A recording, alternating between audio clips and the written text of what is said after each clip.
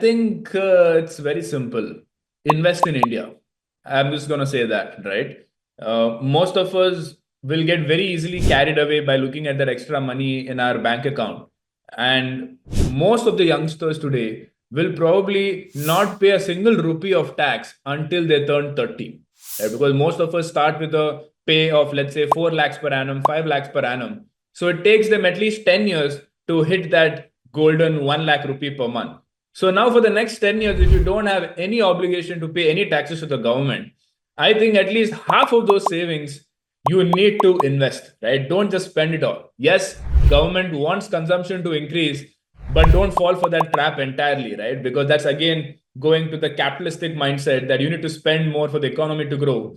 But India has been a saving mindset country. The generation before us have been predominantly a saving mindset country. So the youth should not forget that and always park at least 20% of their take home salary towards future goals, because every rupee that you invest is future time bought for yourself, and you can't put a price on time that you buy for yourself in the future.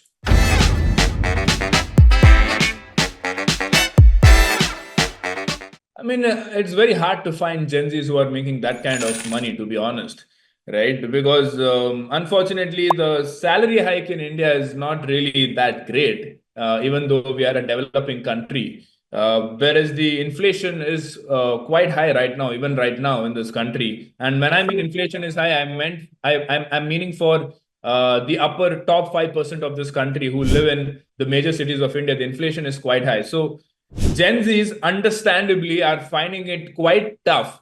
And not just the Gen Zs, but even the millennials, right? Even for someone like me, I'm 29 years old, I'm a millennial. And when I had moved to Mumbai for the first time, I found it pretty hard to just get a roof over my head because the cost here is, bonkers. And this is a trend that you're seeing in all the metro cities of India.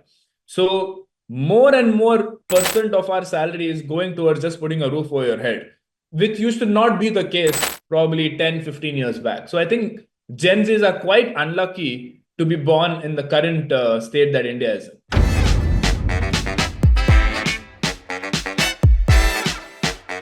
Not a lot, right? Definitely there is more savings, right? Probably they are saving, I don't know, maybe 40,000 rupees.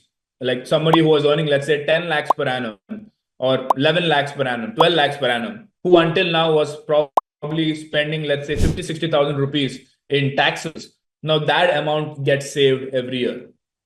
Is that going to change the lifestyle significantly?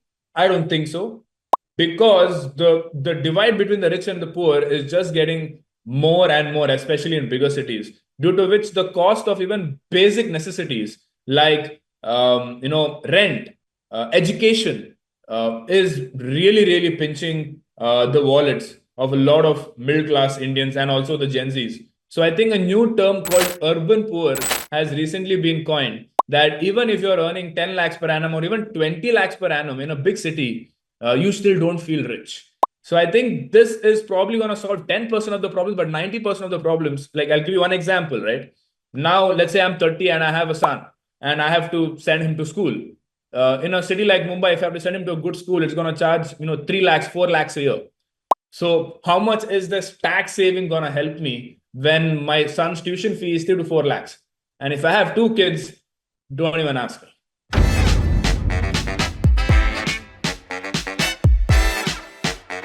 Yeah, so it's your desired monthly expenses is the first thing that you need to calculate. And this is a very personal number. And a lot of people, have preposterous numbers when I ask them, what is your desired monthly expenses? Some people will tell me 5 lakhs, some people will be 10 lakhs. So do not consider inflation when you're considering this number. Consider it for current expenses.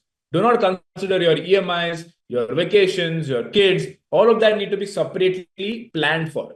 But when it comes to your fire, I just want you to look at your bare minimum monthly expenses for you to live a good life, which could be a roof over your head, food, travel, that's it. Let's say that number is 1 lakh rupees. Multiply that by 12 is 12 lakhs in a year. Now, let's say I want to retire in the next 20 years.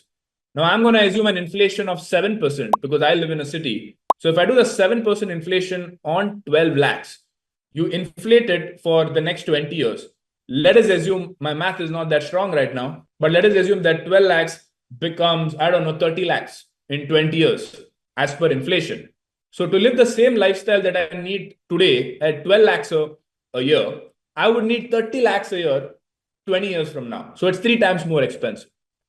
And at that point of time, that 30 lakhs a year, if you want to generate free money of 30 lakhs a year without any putting in effort, meaning you're retired, you need to have 25 times that amount, meaning 30 lakhs into 25, that's about, I think it's about 7.5 CR. So at the age of 50, which is 20 years from now for me, if I have 7.5 crores saved, I can consider myself financially independent and retired early.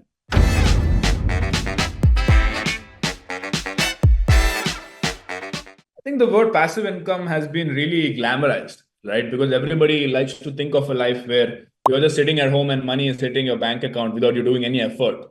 And in that hope, people make a lot of bad investment choices. One such choice is, hey, let me buy a house, in my city and give it for rent so that I don't have to work. The house is sort of giving me that rental income.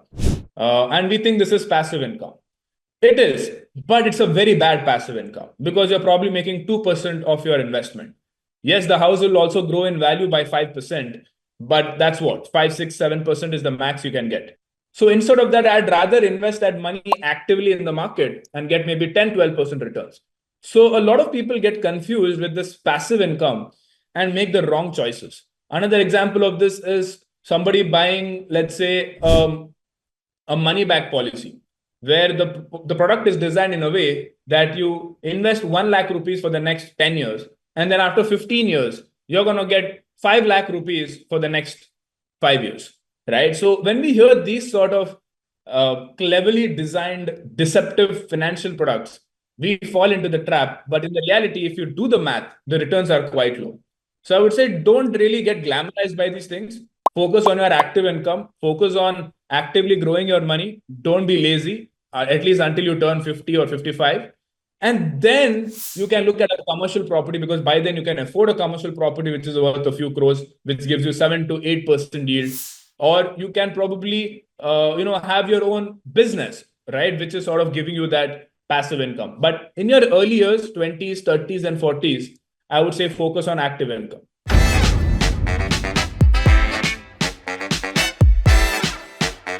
I'm currently sitting on 20% in cash because about a couple of months back, I realized that the market is not, looking like it's going to go up from here. It was already, very overpriced. So I stopped investing at that point of time. Now, right now, I'm sitting on, a sizable cash portfolio.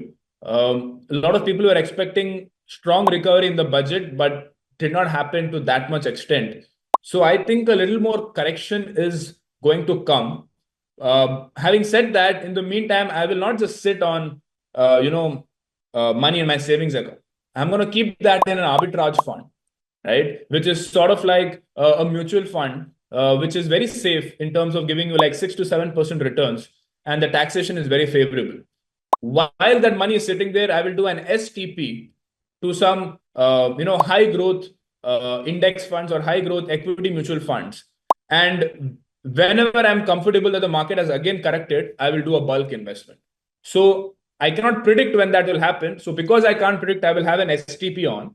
But whenever I feel like, okay, now it's corrected, it can't go, any further below than this, or it is now at a very attractive price point, I will do a bulk invest.